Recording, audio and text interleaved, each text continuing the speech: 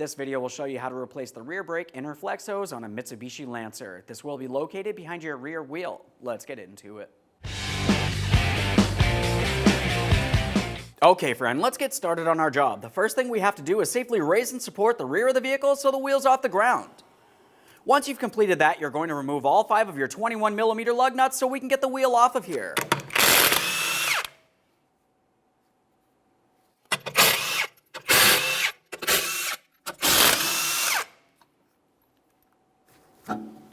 Now that we have the wheel out of the way, along this front area here, we can see our inboard flex hose.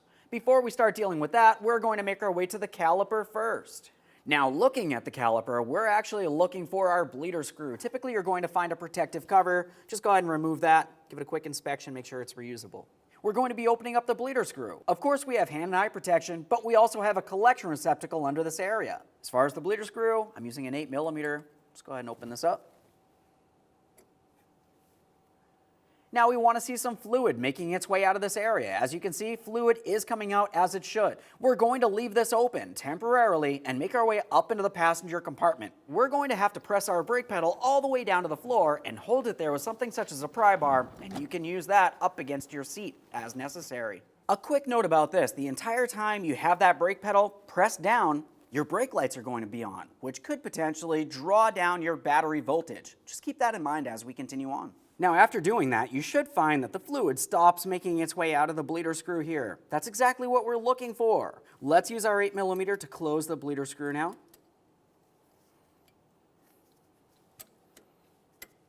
We will be reopening this during the bleeding process. For now, we'll pause here and make our way back over towards the flex hose. Now in this area, we can see where our steel brake line leads into our brake flex hose, at least the upper area here.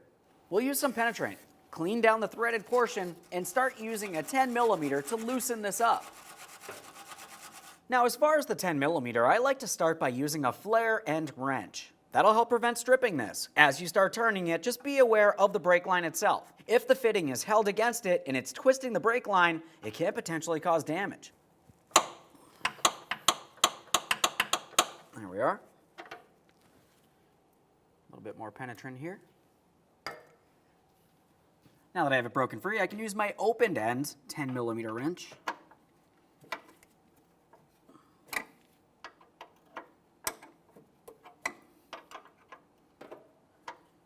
Now we can tell that I have that fitting separated from the brake flex hose. I can also move the brake line around. Typically the brake line will not slide out of the flex hose from this position, so we're pausing on the brake line itself. Now from this area, you can see the threaded portion of our mounting bolt, holding the flex hose in place to this bracket. We're going to start removing that mounting bolt next. We're using a 12mm for this mounting bolt.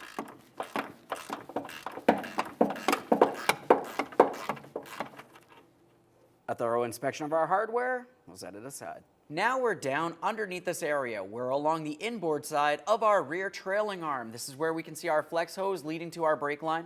We'll be using a flare end 10mm to break that fitting free, and then we can continue on with an opened end 10mm. Some movement there.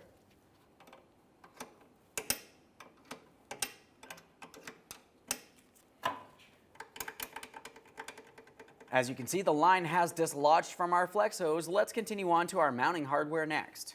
Now we have a 12mm piece of hardware here. Typically, this mounting bolt would actually be up along this area, but it looks as though the bolt has broken. So we're going to remove the hardware we can see. I've got a 12mm here, and on the inboard side on my application, I have a 12mm nut. If you have the original hardware, the mounting nut is actually attached to this bracket.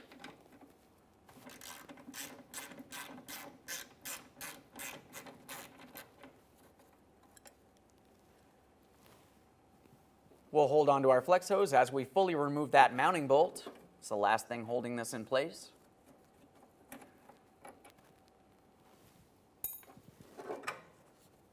Remove the flex hose from the vehicle. There it is, friend. Prior to installation of any brand new part, of course, we're going to make sure we clean and inspect our mounting area.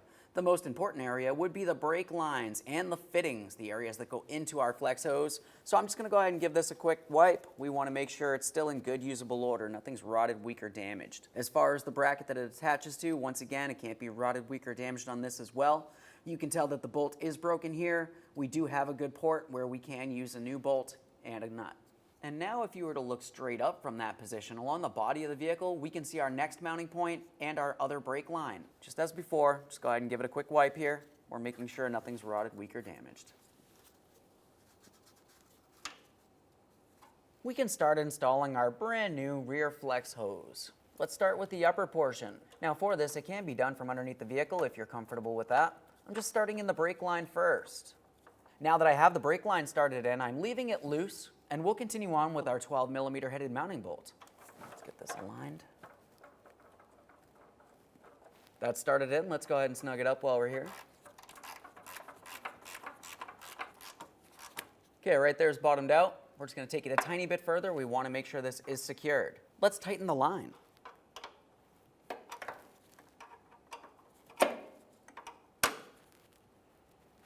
Okay, right there is bottomed out. Once again, just a tiny bit further there. We do not want to have any brake fluid leaks from our fitting leading into the flex hose.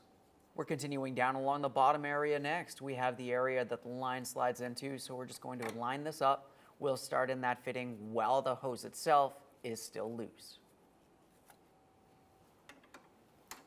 Make sure it's started in. Now our hose bracket should be down in this area right along here, diagonal. As you know, our mounting bolt is broken and there's another port down along here that I will be using, so I'll pivot this as necessary.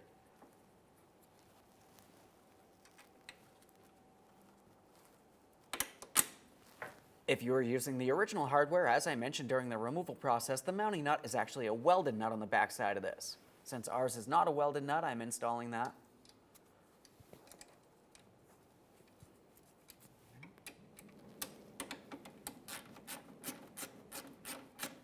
Just make sure that's tight.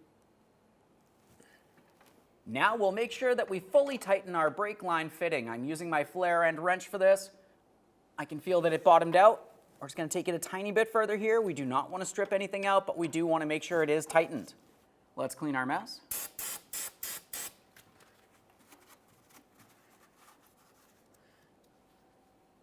We'll double check to make sure your flex hose is properly secured and it's not twisted in a way that could restrict brake fluid flow.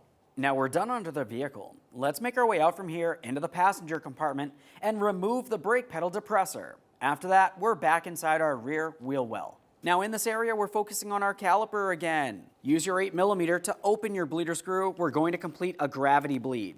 Essentially what that's going to do is allow brake fluid to get drawn down through the entire braking system down to this caliper. We're waiting to see a steady trickle of fluid making its way out of the bleeder screw. Now once you've found that you have a steady trickle of fluid making its way out with no air bubbles, you can go ahead and close that bleeder screw and you're going to clean this area.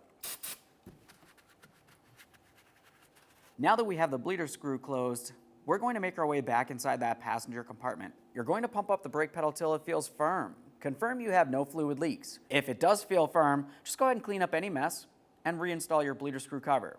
And if that manual brake bleed is needed, that will be included at the end of this video. Let's get ready to install the rear wheel. We'll get the wheel in place. Start on all 5 of our 21mm lug nuts. Bottom them out. Get the wheel safely on the ground, and the torque for each of these will be 80 foot-pounds.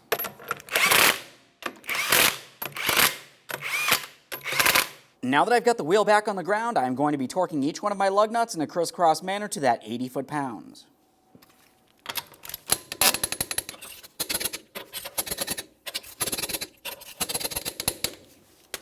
Torqued.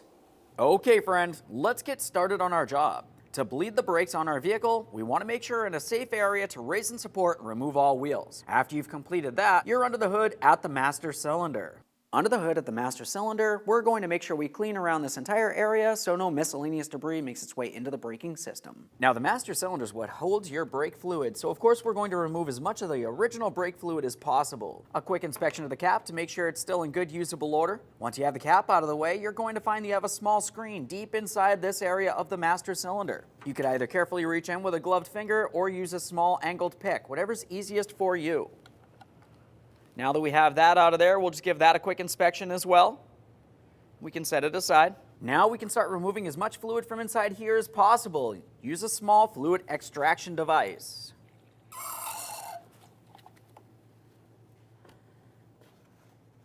Once you've removed as much fluid as possible from inside of the master cylinder reservoir, go ahead and reinstall your protective screen and top off the master cylinder with your clean .3 brake fluid. After you've topped it off, go ahead and temporarily reinstall that brake fluid reservoir cap. Now that we've replaced all the fluid inside the master cylinder and removed all wheels from the vehicle, it's time to start bleeding the brakes, and we're at the driver's side rear first. Once we've completed the driver's side rear, we're going to the passenger's side front. After we've completed that, we're going to have to stop at the master cylinder, up under the hood, so we can top it off with some clean .3 brake fluid. Continuing on from that master cylinder, we'll be at the passenger side rear, and then we're ending at the driver's side front. To do this bleed process, it's going to be easiest if you have a second person inside of the vehicle. That second person is going to pump up the brake pedal for us approximately 3 to 5 times and hold it. When they're holding, they're going to let us know, and I'm going to open up my bleeder screw. We know we need an 8mm for our rear bleeder screws here. Go ahead and remove any bleeder screw cover. Go ahead and pump up the brake pedal for me.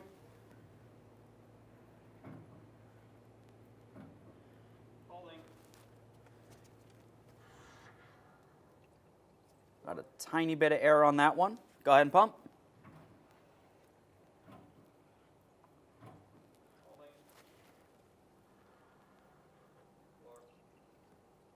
Okay, I can tell that I have only clean brake fluid making its way out. The air that I can see in the hose is the air that's just trapped in the hose itself. I'm going to continue on to removing this. We'll clean our mess and reinstall our bleeder screw cover.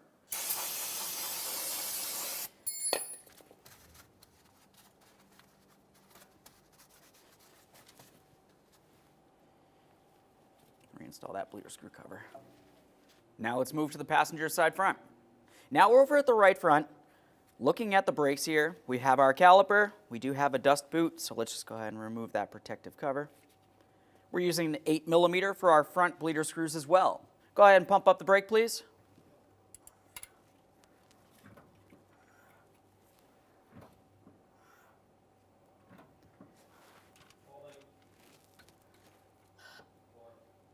Go ahead and pump.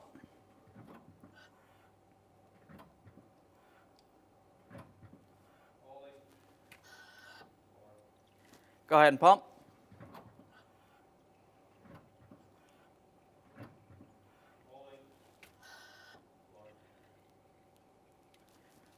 Okay, so we have clean new brake fluid coming from the right front as well.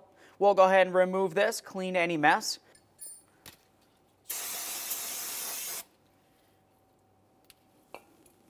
After that, you need to make your way up to the master cylinder. You want to make sure you top it off with that clean .3 brake fluid.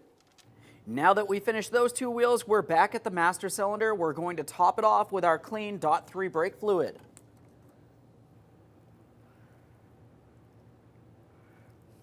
That looks good. Make sure we reinstall the cap. And now here's where you'd continue on to repeating the exact same brake bleeding process. You'd want to make your way to the right rear or passenger side rear. After that, you're going to the driver's side front. Make sure you clean any messes and reinstall your bleeder screw covers. Now at this point, we finished bleeding all brakes. You need to make sure you top off that master cylinder with your clean .3 brake fluid all the way to the maximum line, and then reinstall your brake fluid cover. We'll just make sure we clean up any brake fluid from this area. Brake fluid is corrosive and we don't want it on our paint. Now after cleaning all messes, make sure you torque each and every one of your wheel lug nuts to 80 foot-pounds. Pump up the brake pedal one last time and take your vehicle for a road test. Thanks for watching. When only the best will do, demand TRQ. The only company that lets you view before you do. TRQ is committed to offering the highest quality aftermarket auto parts that are engineered for peace of mind. Thanks for using and viewing with TRQ.